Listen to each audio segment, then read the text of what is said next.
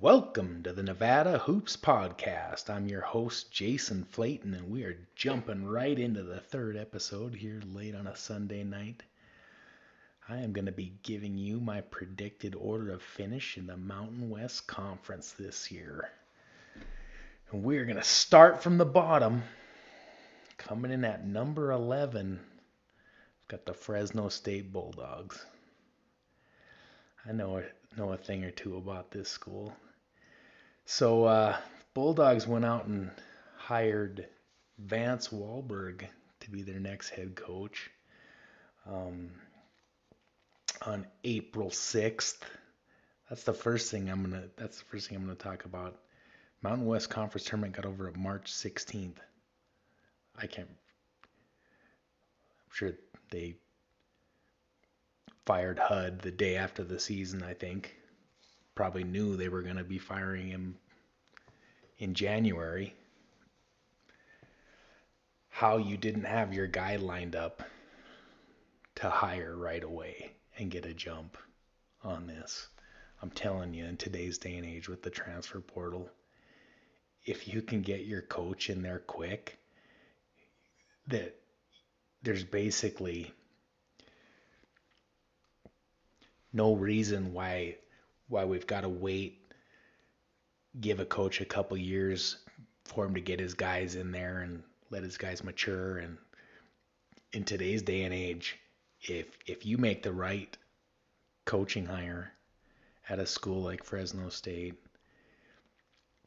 say you bring in a young guy that's coaching, let's just hypothetically say at a low major, he comes in right away, he brings a few guys off his existing team, a few guys that he's already got in the pipeline that he's been recruiting. You've got half your team on day one, and then you're just rounding out the roster, and you can be competitive right from the get-go. But Fresno decides to wait till April 6th, and then they hire Vance Wahlberg, who's 68 years old, inventor of the dribble drive offense. I'm sure we've all heard. And I'm just gonna be honest, I just don't get it. It just makes absolutely no sense to me why you'd go with somebody 68 years old that hasn't been a Division I head coach since '08, where he coached Pepperdine for 2 years unsuccessfully. Dude's been coaching at Clovis High since 2016. Yeah, so I guess he's a local legend, but I mean, yeah, you've been coaching high school for 8 years. You don't have He doesn't have the relationships with the current crop of college kids that are in the transfer portal right now. So I mean, just made absolutely no sense in my opinion. So, uh, as you would imagine, I mean, he's a junior college guy, so he went out and grabbed a bunch of JUCOs. One of them is supposedly really highly rated. I don't know. I'm not gonna go out there and start watching JUCO tape to give you guys a breakdown. So, uh, yeah, it's just, I mean, maybe they surprise. They did just knock off Loyola Marymount in a secret scrimmage today. So maybe the joke's on me. I don't know, because they are supposed to be decent this year, but hopefully they can be okay. We definitely want them to win some of those out of conference matchups early in the year. Help out that net rating, help out the rest of the conference as we get into the conference slate. But so that's where we got the Bulldogs coming in at number 11, and we're moving on to number 10. We got the Wyoming Cowboys, another team I know a little something about. So the Pokes had their coach Jeff Linder. We mentioned this in the last episode. I think I had a little choice name for him, but Linder just did the university dirty. Waits till what the hell, May 10th to announce that he's leaving the school to take an assistant job somewhere else. Holy cow. I mean, it did look like things were unraveling there. Um, the Wyoming fans really did seem to be really super unhappy with him. You know, made the tournament 3 years ago, and it just kind of got they they were pretty bad last year, minus knocking us off in Laramie. Let's pray that doesn't happen again. Um, But yeah, so I'm not really going to get into the roster too much. But so they go out and hire Sundance Wicks, who had been an assistant for the Pokes, and then he left and took the Green Bay job and totally turned around that program. Um, I think it was like one of the biggest turnarounds in the country last year. Um, so besides Linder doing them dirty, I mean, they really get the best possible option that they could by being able to go out there and grab Sundance Wicks, a Wyoming native uh, from Gillette. Obviously, he knows how things are done. He'd been an assistant coach at Laramie, so he knows the challenges that are in front of him. He's a high energy guy. I really think it was a great hire, and I really think he's going to get things turned around there eventually. But when you come in he's hired on May 12th, I mean, 90%, I mean, the Wolfpack had their team essentially complete for, I don't remember what it was, 10 days, I think. Um, so the majority of the teams has got all their guys. Everyone that's on the market at that point is gonna have some warts. So he filled it in the best he could, but you just can't expect too much from the Cowboys. But I'm sure they're gonna fight. Um, be a high energy group, but it's gonna be only so much you can do with piecing together a team at that late of a date. So that's where we got the Pokes coming in. Number 9, we got the Air Force Falcons. So I'm a little bit higher than a lot of prognosticators out there, having the Falcons at 9. Um, I guess it's just kind of I mean, in all honesty, you're the Falcons. You got 5 seniors coming back. If you can't beat, if you can't place in front of Fresno and Wyoming with what they had transpire with their coaching hires, you're probably never going to get out of the basement in the conference. I'm sorry to say. But so, like I said, Joe Scott entering his 5th year of his second stint with the Falcons. He's got the 5 seniors coming back, and he's got a slew of sophomores. Uh, they did, he did have that rider Petritis, who was like, I guess, their best player. He transferred out, but I mean, I watched quite a bit of Air Force games last year, unfortunately, and I really thought that Bo Becker was probably their best player, and they got him coming back, so he should be a really nice piece for him. Then they got a bunch of sophomores. They got a 7-footer that was playing a fair amount towards the end of the year, and then they got 2 6'9" sophomores. And Joe Scott at media day was saying that they plan on playing. He plans on playing bigger.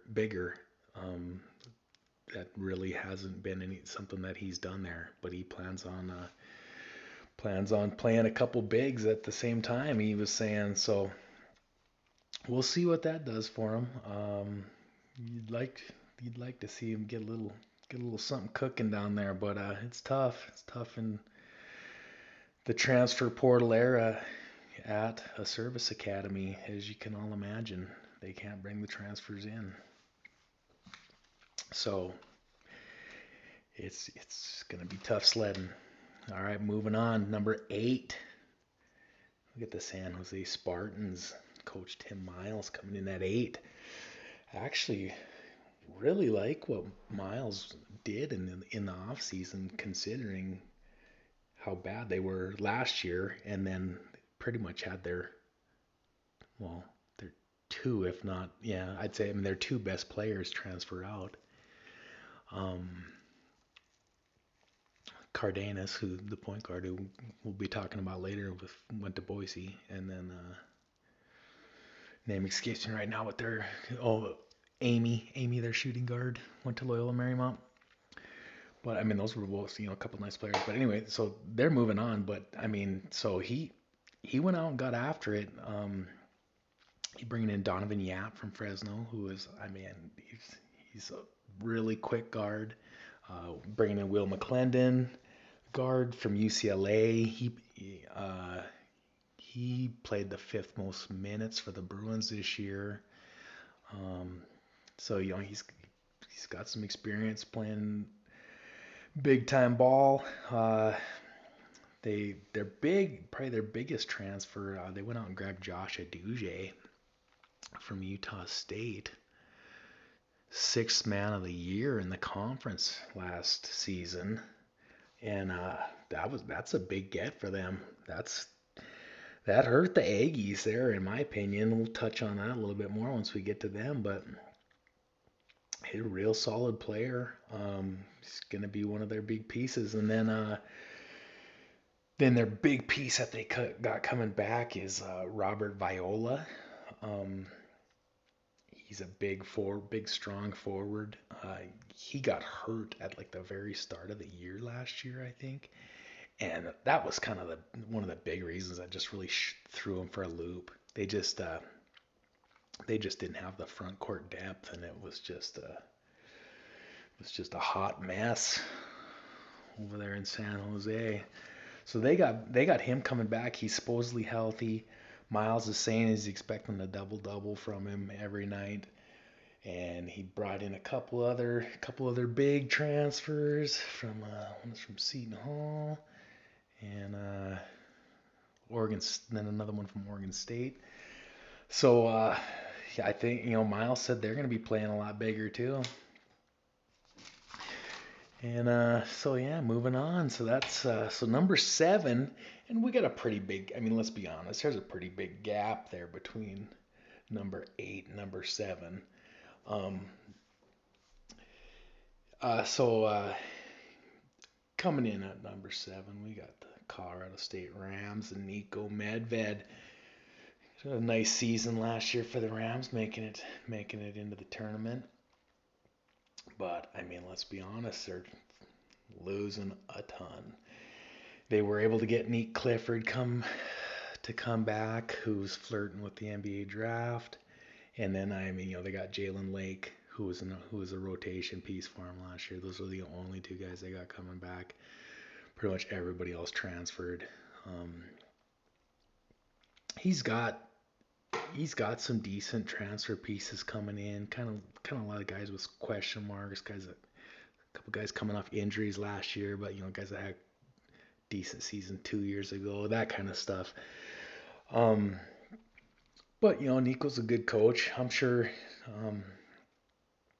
they're going to be competitive. They did. I'm going to be mentioning some of these secret scrimmage results that a lot of people they all say don't pay attention to that don't mean nothing, but it's just super hard for me. I see those scores and I start reading into it, but they did get beat by Washington State in a scrimmage, which isn't the greatest result.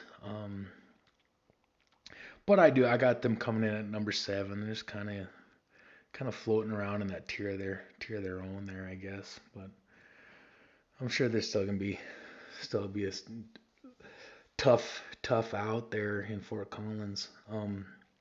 Moving on to number 6, and this is gonna surprise some people. Probably don't have any Aztec fans checking into the pod, but if they do, they'll be freaking out on me. It's kind of funny because like I've seen like other people come out with their predictions for the conference, and they'll have like San Diego State like 3 or 4, and you got then their fans just like going ballistic, and it's like, what are you talking about? We're, you're ridiculous having us at 4. And I'm just sitting there, I'm just like, you guys took 5th in the conference last year, and you lost everybody. I mean, San Diego State basketball fans are just insufferable. It's like, just give me a break. I mean, but so yeah, I mean, like their main player that they got coming back, Reese Waters. It was just announced a few days ago, and so I mean, this isn't the reason I got him at 6. I got him at 6 before this news even came out. But he's got a foot injury. He's going to be out for a couple months. So I mean, that's got to scare the daylights out of him, right? I mean, those foot injuries, you never know how long that stuff can last. So other than that, it's just uh, I mean, they basically got caught with their pants down on this whole NIL. Uh, they just they had three of their 3 transfers. I mean, Lede graduated. He was obviously by far the best player on the team, but then 3 other starters for them all transferred out. And I think it was just mainly a money thing. They just weren't. They've had this really good success in recent years, and they weren't having to fork out any cash, and it caught up with them this year. But I would imagine they'll get that fixed. They're in that big NIL tournament down in Vegas this year, so they'll have some money to give around in the future. But I just see a down year for the old Aztecs down there. So the rest of the team's going to be compromised of a bunch of transfers, and then they got Nick Boyd, guard coming in for Florida Atlantic. He's obviously had some tournament experience. And then other than that, like kind of the two names I'm hearing mentioned the most are Farrell Compton, who's a true freshman coming in, I believe, and then Magoon Guath, who's supposedly like a big 7-footer that redshirted last year that they're talking up. Uh, so yeah, I mean, they did. So onto the secret scrimmages things. I think pretty sure they beat UCLA. I think. Yeah, it was 72-67. They beat UCLA, but so that was nice, I'm sure. But I mean, who knows? Who knows on those? All right, so that's where we got. That's where we got the Aztecs coming in at number 5. Everybody's favorite UNLV running Rebels. Coach Kevin Kruger bringing back a pretty solid squad, I think. Dean Thomas, I mean, dude's amazing. Arguably the best player in the conference. I feel like yeah, he's right there. But I mean, him and Rob Whaley. I'm like a huge Whaley fan. I just think that's one of the best 1-2 punches going out there, right? It's gonna be tough to handle. And then they brought in a shooting guard from Oral Roberts, Jalen Bedford. He put up some numbers. He'd probably be fine there. They got a couple bigs that are freshmen. And maybe one's a freshman, one's a JC, I think. But Bear Cherry and Papa and Daye. Um, they both seem to be highly touted. I guess we'll just kind of have to wait and see. But there's a lot of people talking them up. So they're going to be. And Kruger was saying they'll be probably playing bigger too. Whaley with one of those 2 guys on the court at the same time. And then just one other thing we'll throw out there. So then they also got Jalen Hill coming back, who I'm pretty sure he tore an ACL last year, right around the first of the year. And he was a starter for him, tore his ACL, so obviously he was done for. And Kruger said he's going to be playing when the season starts here next week. but he's not really at like full go, like, or like, his full minute capacity, right? They're gonna kind of slow play him at the start of the year. But the thing with those the thing with those ACLs for basketball players, I've done some analysis on this as far as the NBA, and it seems like a player. It's really like an hour and or excuse me, a year and a half before that player is back to that close to 100%. Yeah, you'll see some that'll come, that will actually take the court in under a year time lapse from the surgery, but they're usually not anywhere near that peak performance level, right? It usually takes about a year and a half before you see them really get back to where they were. So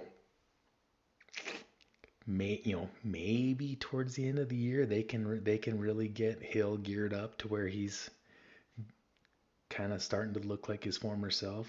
We'll just have to see how that plays out. But all right, we're at 21 minutes. We got to get this thing done under 30. Holy cow. Number 4, we got the Utah State Aggies, last year's regular season champs, coming in. So they're bringing in a new head coach, Jared Calhoun. And those buggers, I think they nailed it with this one. When they first hired him, I was kind of like, what in the Jared Calhoun from Youngstown State? Really, that's the best you could do, is what I was thinking. And so then I kind of started analyzing it, and so it turns out like Youngstown State was just terrible until he took over, and he just totally flipped that program. And then um, and then you start listening to interviews of the guy, and you can just flat out tell that, I mean, this guy has a level of intelligence that is upper levels. And I just I just really like listening to him. I can just tell he's gonna do some big things there. This year's team's gonna be pretty good. They're super deep. Um, they brought back 4 key returners from last year, and then just a slew of solid transfers. I think that's why Aduje ended up entering the transfer portal there late, jumping to San Jose State. He was 6 man of the year in the conference last year, and he didn't like all that depth that Calhoun was bringing in, because he's thinking, I'm 6 man of the year in the conference. Hey, I think I should be stepping into a starting role here, coach. And this coach is bringing in all these guys that's going to be competing with him for minutes. And I think he was just like, enough of this. I'm going to go to the bright lights of San Jose State. No offense, but I mean, could you imagine that playing in front of the home crowd at Utah State, and then you're gonna take your talents out to San Jose, where you're going from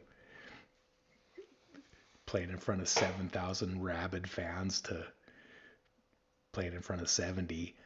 But hey, we wish him the best. So yeah, but really deep. I think they're gonna be tough, especially at home, of course. Uh, yeah, so love the addition of Coach Calhoun out there. He's gonna have the Aggies in good shape. Number 3, and this will be probably my second big surprise, minus that low ranking of San Jose State. We're gonna go with the Boise State Broncos at number 3. Coach Leon Rice bringing back a couple studs in Tyson Dagenhart and Omar Stanley. Dagenhart I think he got the nod for like preseason player of the year, media days. Okay, did anybody out there watch Boise State's tournament game against Colorado? when Dagenhart just got shut down. I think he scored. I should have went and looked. I'm not even gonna look. It was like 4 points. All right, I went and looked. He scored 6. 6 points, a whopping 4 rebounds and assist. Okay, I know the guy's a really solid player, and I've seen him put up the numbers in conference. But it's just, I mean, I'm not gonna lie, it's like a little disheartening when like everyone's like, "Oh, Dagenhart's like the best player in the conference.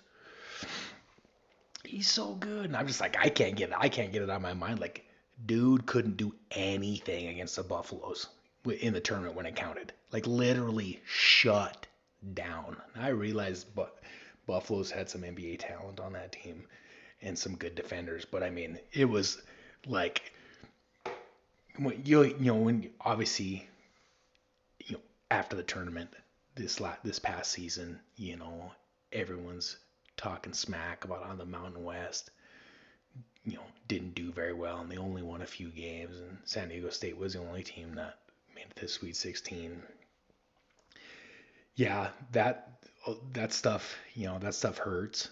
Uh, Obviously we were expecting a lot more, but I feel the fact that I feel like the fact that Dagenhart just got dominated like he did, like that was like even worse for the conference when people are just like this dude's like one of your best players and he just like literally can't even do anything. Okay, but I guess I need to move on. Um, so they got Dagenhart coming back and Omar Stanley. I mean, he's real solid too. He supposedly was bothered by a foot injury at the latter part of the season, so he's gonna be coming back strong. Their big addition, Alvaro Cardenas, point guard coming in for San Jose State. I mean, he's legit offensively, no doubt, and that was one of their big issues last year was that point guard play, and so he's gonna cure a lot of ills there. But and this is why I have him at 3 when the majority of prognosticators out there have the Broncos coming in at number 1. It's I just don't see the depth on this team. I mean, so yeah, you got the big 3 starters there, and they got Andrew Meadow coming in, who he was a nice piece for him last year as a freshman off the bench. I'm sure he'll be real solid for him this year.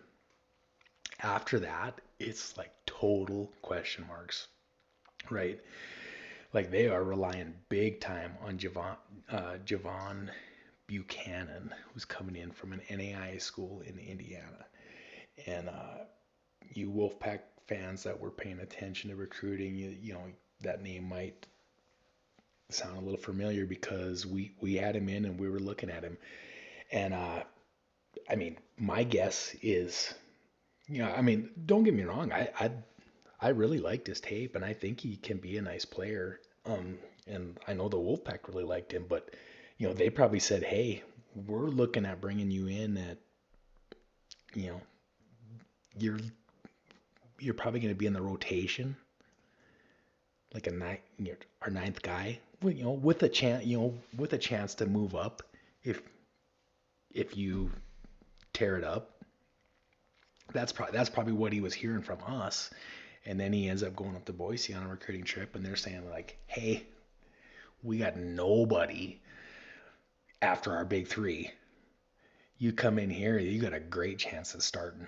So of course he goes up there. So I mean, but whatever, not like sour grapes or anything. It is what it is. But so I mean, they're expecting big things from him, and then they're expecting big things from this Dylan Anderson, like 7-foot bench warmer for Arizona.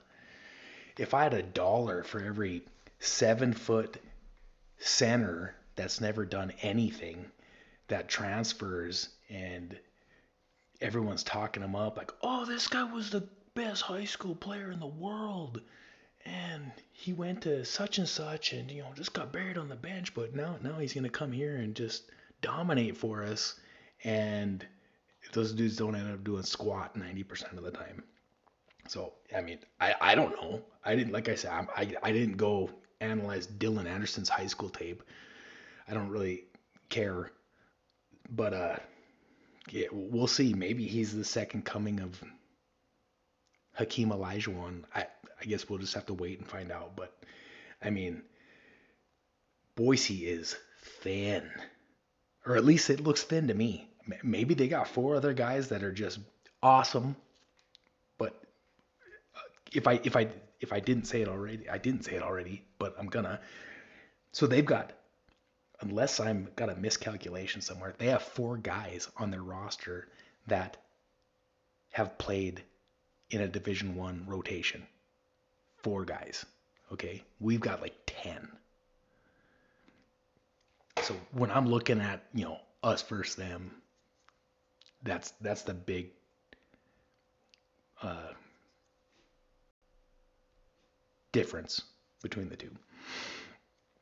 But and that's we have one more thing on Boise State. So Chibuzo Agbo transferred the last minute from them to go to USC to join Musselman over there, and I just think that is just really big and just really hurts them. I mean, they'd have been tough to handle had he not left. I mean, he was a very good player. Um, yeah, really was kind of the guy that a lot of people didn't talk about on that team last year that really made it go. But so one last thing on Boise State, they've had two scrimmages. They rocked the Huskies of Washington, and then they just lost a fairly competitive game to BYU. So take that for what it's worth. Moving on to number 2, we got the New Mexico Lobos. Coach Richard Pitino down there. He's got another good squad. So a lot of the talk around New Mexico is, what left. So obviously House graduates. I know opposing, it'll make a more enjoyable watch for all the opposing teams in the opposing teams fans in the Mountain West to not have to see him out on the court. Uh, but that's just a personal thing. So Mashburn transfers up to Temple is hilarious, right? I mean, like you got all these people that don't really pay attention to the Mountain West. They're all like, "Oh, Mashburn's transferring to Temple. That's so huge." And it's just like, and I'm sitting here like thinking that's like the best thing that's happened to New Mexico in who knows how long. The fact that he decided to leave, I just think that dude killed them last year, killed their team, except of course when he played the Wolfpack, right? Dude couldn't miss. The like only shots he made all season long is when he was playing us. Talk about disgusting. But that's gonna be really nice for them. The fact that he moved on. So and then but the big loss for them, JT Toppin, another just late entry, right? Like the portal window was about to close, and Texas Tech comes with a boatload of money and nabs him out of Albuquerque. Just heart wrenching if you're a Lobo fan.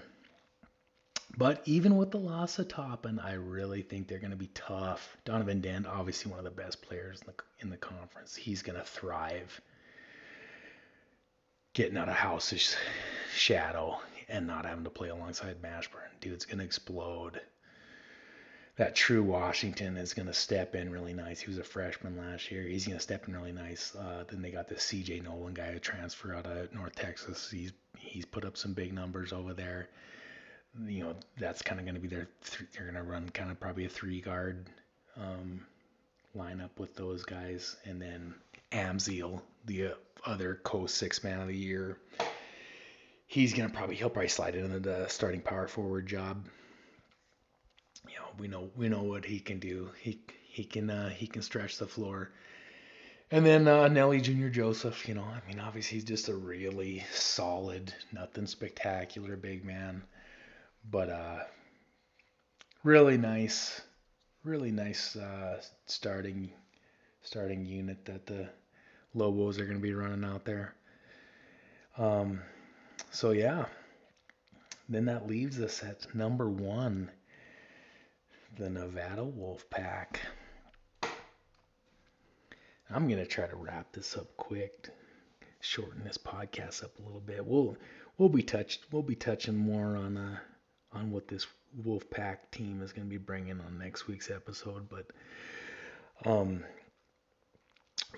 I guess how I'm looking at it is the Wolfpack are just the most experienced, deepest, biggest team in the conference.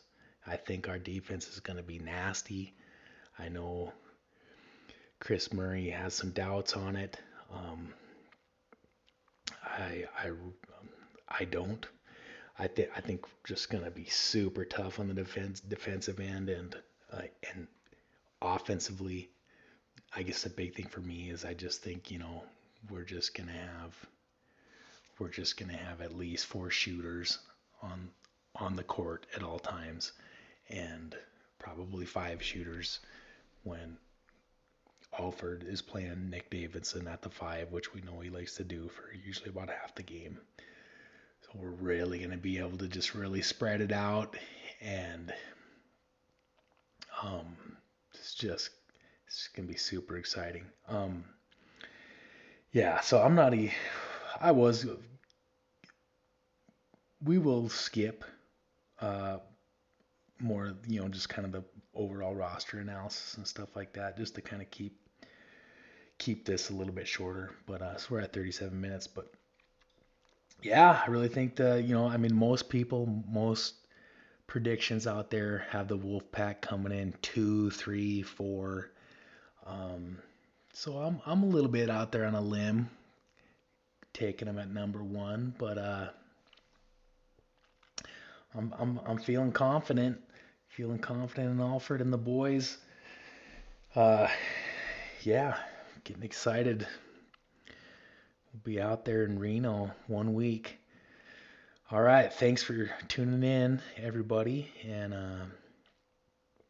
yeah, let's follow me on Twitter at Jason Flayton. I'm gonna start pumping this podcast, so you guys are gonna see it out there. Just spread it around, and let's see if we can't get these numbers up. Thanks. We'll see you next time.